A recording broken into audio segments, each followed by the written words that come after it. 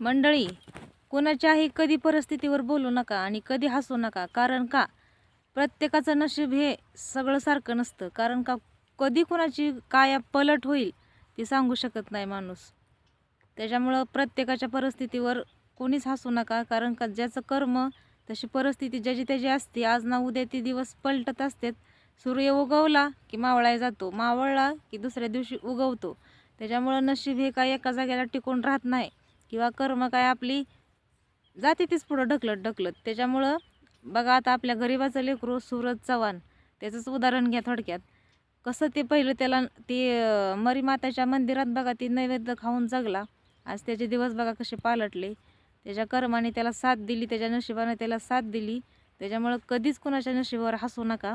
आहे यात समाधान माना. समाधान हीच आपल्या आयुष्याची खरी पायरी आहे यशाची. बरोबर ना?